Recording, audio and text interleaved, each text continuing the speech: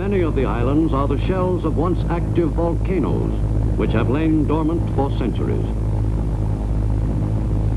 Near the equator, many of the dots in the expanse of blue Pacific are atolls, chains of tiny coral islands strung in a ring. Around November 1943, it became urgent for U.S. forces to seize certain strategic atolls in the Gilbert Islands. Tiny strips of coral and sand, named Macon and Tarawa. The Japanese brought to the war in the Pacific their first-hand experience in combat gained on the Asiatic continent in the 1930s, in Manchuria and China. Through necessity, the Japanese soldier became practiced in adapting himself to any conditions, no matter how miserable. Though shorter than Oxa troops, the Japanese were husky and well geared to the demands of jungle. But the Nipponese fighting man also had a good working knowledge of more formal warfare. Early in World War II, the Japanese had gained the reputation of being fanatical fighting men. Before leaving the home islands of Japan, each soldier was thoroughly indoctrinated in Bushido, the way of the warrior. Under this code, the only honorable alternative to victory in battle was death, in the name of the emperor.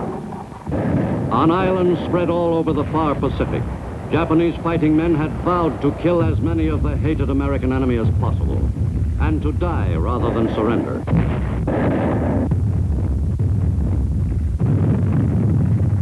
This fanatical will to die on the part of the individual Japanese fighting man was to make of the Pacific War a series of bloody engagements, stretching across thousands of miles of ocean to the shores of Japan itself. Some 9 million Japanese fighting men were dedicated to dying for their emperor and in honor of their ancestors. During World War II in the Pacific, many were to have that opportunity. At Quebec in August 1943, the state of the war was assessed by the Allies, and some basic agreements for the further prosecution of the war were reached. With relation to the war against Japan, Allied leaders concluded that it must be stepped up, and that it was advisable to begin at once a new avenue of attack through the Central Pacific. That important decision was to hasten the end of the war with Japan. In the Central Pacific, the Gilbert Islands were the first objective. Seizure of these islands on the equator was a necessity if the Central Pacific route was to be pursued successfully. The most urgent need before final planning of the operation began was for up-to-date air photographs of the islands. These indicated that the enemy was thoroughly entrenched in the Gilberts. One atoll, Tarawa, had been turned literally into a fortress. The enemy had transported heavy guns to the atoll and had carefully constructed defense positions. Navy photo reconnaissance officers realized at once that this would be no routine operation. Tarawa looked like a ring of steel. The next step in preparing for the invasion was to soften up the targets in the Gilberts, as well as neighboring islands with airstrips in the Marshalls.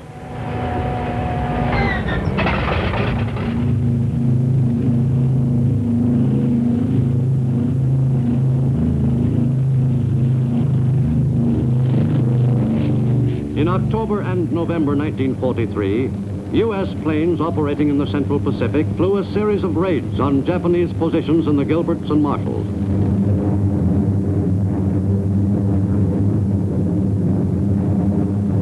The crews were well prepared for opposition. It was apparent to all that the Japanese would fight stubbornly for their Central Pacific bases.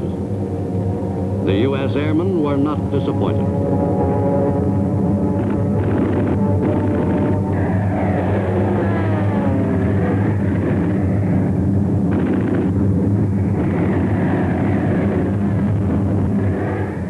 The principal targets in the Marshalls were the airfields, from which the Japanese planes operated, bases which were indispensable to the enemy's defense of the Central Pacific area.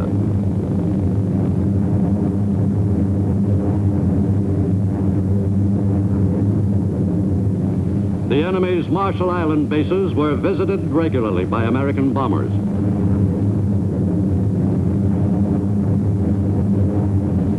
From November 14th to November 21st, American Air Force bombers flew 13 missions to the Gilberts and Marshalls. In late November 1943, Cairo was the setting for a major conference of Allied government leaders. On that hot Egyptian autumn day, the conduct of the war against the enemy in the Pacific was being crystallized, the path to final victory charted. The U.S., England, and China were committed to a policy of unrelenting pressure against the Japanese. At the same time, on the front in China, the Japanese armies were driving ahead. While the Cairo conference was in session, Nipponese ground forces were attacking the Chinese in Hunan province.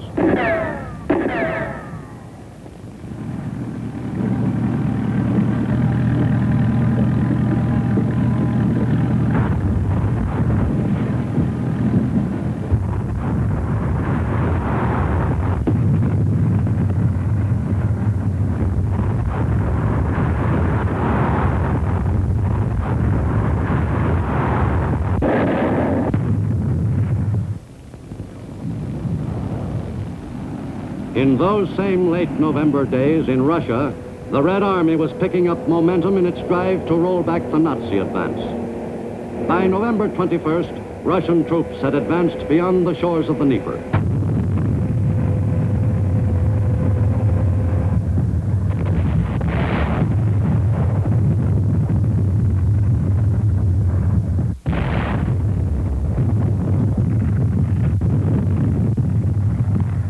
At the same moment, halfway around the globe, two American task forces from Hawaii and New Zealand were converging on the Gilbert Islands, a key position in the Japanese ring of outer defenses. The trip to the target was made in radio silence to lessen the chances of an attack by enemy planes or subs. In the two amphibious task forces, some of the units had to be refueled en route. That operation was often a delicate one.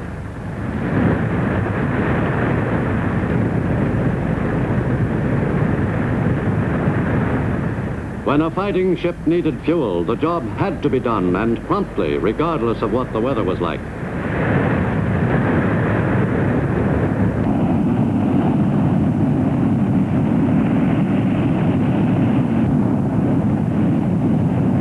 In the Southern Attack Force, en route from New Zealand, the Marines were briefed on every detail of Basio Island of Tarawa Atoll, where one of the Gilbert's invasions was to be made.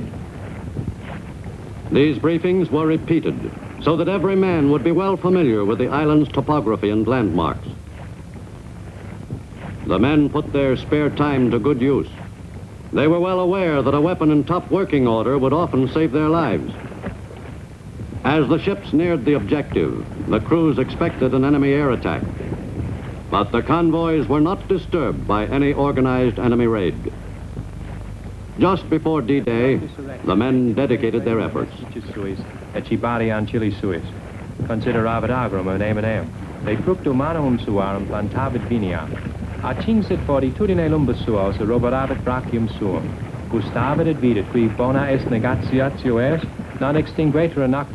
Soon after dawn on November 21st, 1943, the assault on the atolls began. At Macon, the bombardment by ships and carrier-based planes continued for almost 5 hours.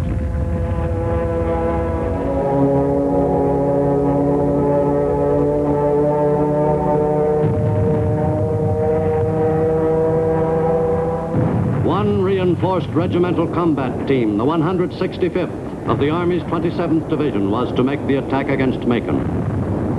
This was the first taste of combat for the men in the assault waves.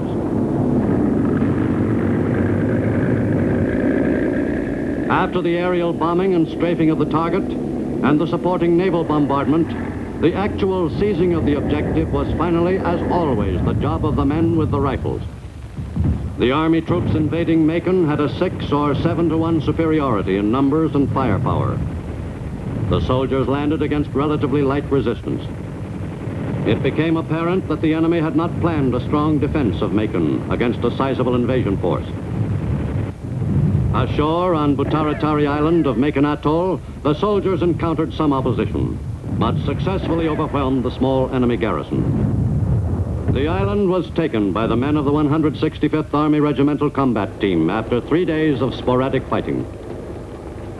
Many military men felt that the job should have been achieved in a shorter time, considering the light Japanese defenses. In any case, the enemy had been thoroughly wiped out at Macon. 100 miles to the south of Macon, Beisho Island of Tarawa Atoll was the target for the southern attack force. Early on D-Day morning, the Navy went into action once more in an attempt to soften up the objective for the landing. The plan called for carrier planes to coordinate their attacks with the warship's bombardment and with the invasion pattern itself. But the schedule soon became upset, and the confusion on the timing of various elements of the attack had a calamitous effect on the operation. The Navy shelled the target island of Beisho on D-Day morning for only 3 hours before the landing.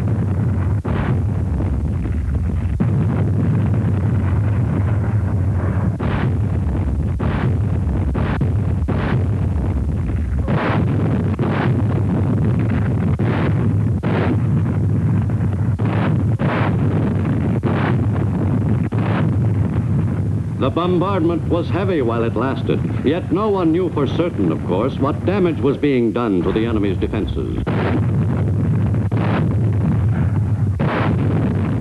Someone said confidently that not a Jap would be left alive on the island to contest the Marines' assault. Before dawn, the invasion vehicles started for the line of departure. The naval bombardment continued at intervals almost to each hour. The first waves of Marines, luckily, were in amphibian tractors. Succeeding waves were in landing boats. At the fringing reef, fate and the tides were against the Marines and the boats. The tide was lower than expected, and the boats were not able to clear the reef. Thus, a great percentage of the assault force was stuck 500 yards from the beach. Fortunately, the amphibian tractors, which carried the first assault waves, climbed right over the reef and continued into the beach. But on that eventful D-Day at Tarawa, the landing force had only about 100 amp tracks. These invaluable tracked vehicles made many trips from the reef to the shore before being knocked out by enemy fire. As each hour neared, carrier planes strafed enemy positions.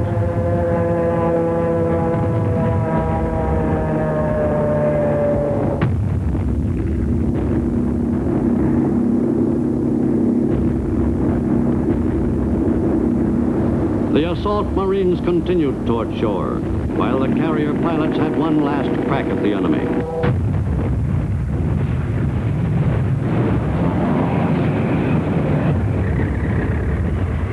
At 9:10, the Marines of the 2nd Division landed on the enemy's fortress. The fight for a foothold on the tiny beach of Tarawa was tougher than anything the Marines had ever faced. Casualties were very heavy. This was the first Pacific invasion which was vigorously opposed on the beach. During those first bitter hours, it grew readily apparent that the fight for Tarawa was to be a battle of epic proportions. Of the hundreds of Marines who had been forced to wade into shore from the reef, many were cut down by the enemy's fire. But none had hesitated. Those who died were killed moving forward against the enemy. With the Marines at Tarawa, Time and Life correspondent Robert Sherrod was with the assault forces throughout the battle. We got ashore all right. At least a lot of us did.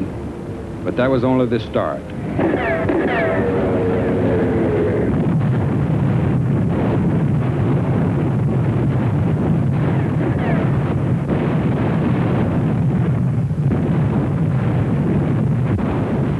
Except for our tiny beachhead, the enemy held the rest of the small island. They had to be dug out of their pillboxes and bunkers.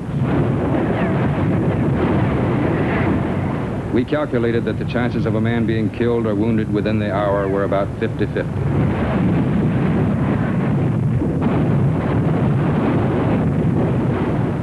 The enemy's defenses were incredible. Great coconut log bunkers.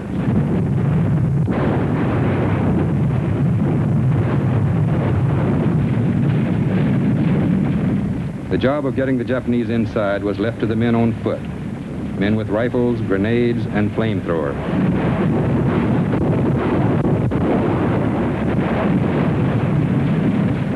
We lost most of our flamethrowers trying to get ashore, but the ones we had left worked overtime.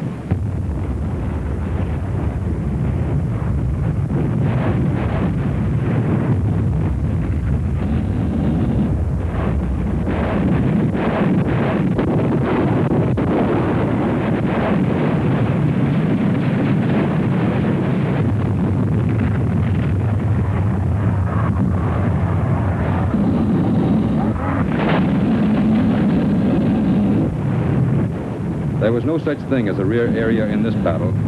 The enemy was always only a few yards away.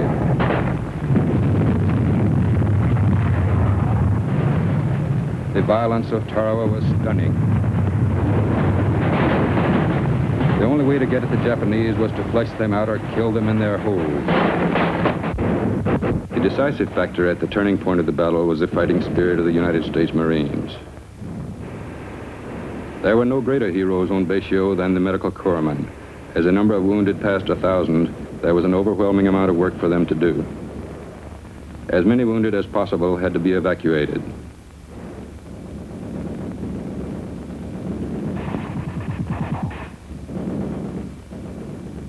The final count was 2,101 Americans wounded in action.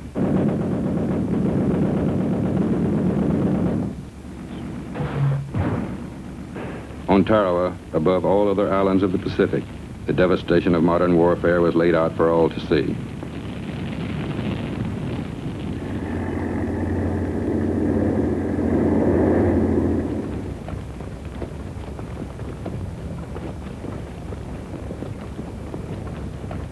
There was some mopping up to do, as always after a battle. There were still caves to blow up or close up. Still some die-hard Japanese snipers to be routed out of their holes. On Tarawa, we encountered the fanaticism that we had come to expect of the enemy.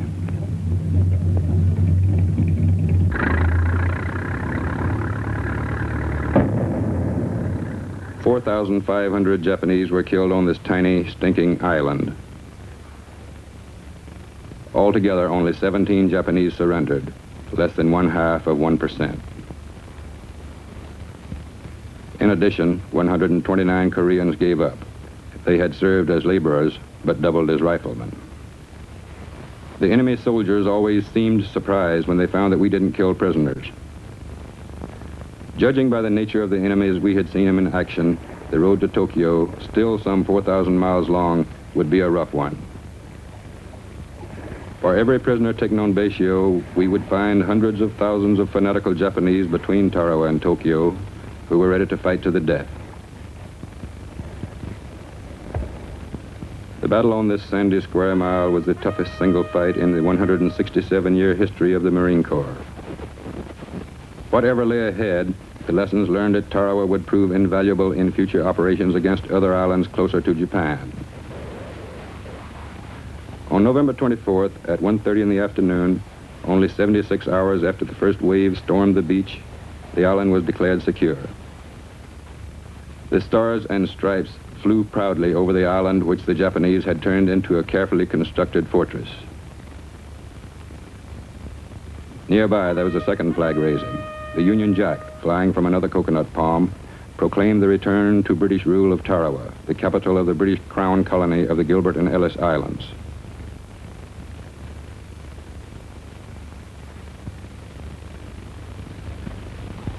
Two Marine generals named Smith, Holland and Julian, inspected the ruins. In one brief battle, 1,000 American Marines from a single division had given their lives so that other Americans on other enemy beaches might live and fight their way on across the Pacific.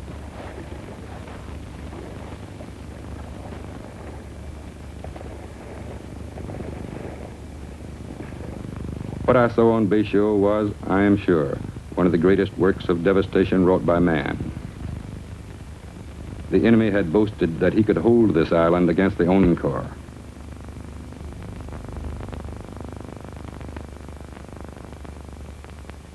Tons of bombs and shells fell on the tiny island of Bayshore and knocked out most of the Japanese heavy weapons. But in the last analysis, credit for the job of annihilating the enemy on Tarawa must go to the Marines who stormed ashore against deadly rifle and machine gun fire and fought the enemy at arm's length. Of the men who died here in glory, none died in vain, and all Americans can forever be proud of the name of Tarawa.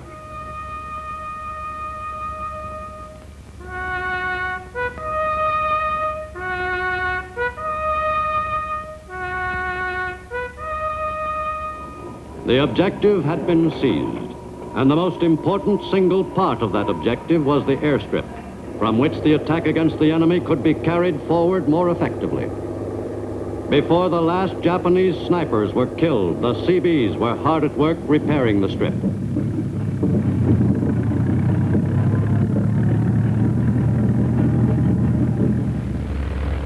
The same day the island was termed officially secure, the first carrier-based fighter, a Hellcat, landed on the island.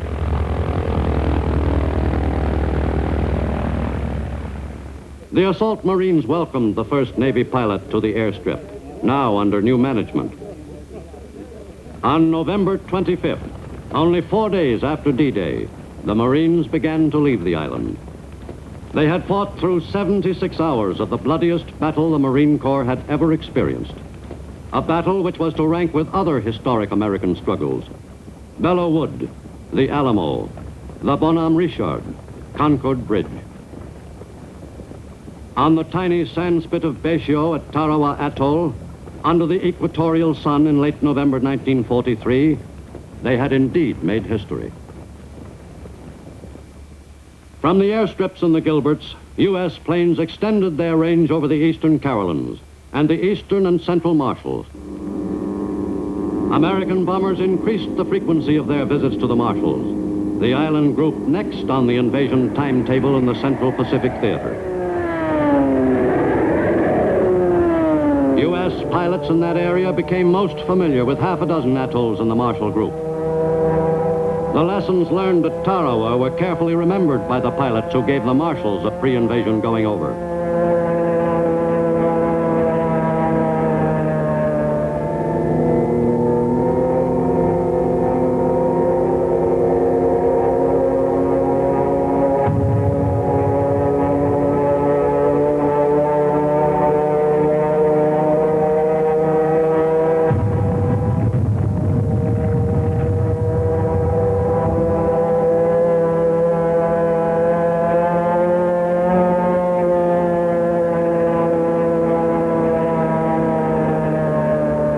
And the lessons learned at Tarawa in the Gilberts were to save the lives of thousands of Americans as U.S. forces pressed the attack on the road to Tokyo and final victory.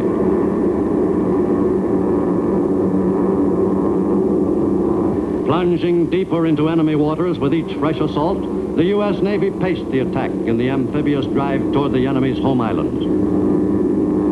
During World War II, the Navy made maximum use of two weapons which had not theretofore been used on a large scale by American forces: the carrier, with its complement of attack planes, and the submarine.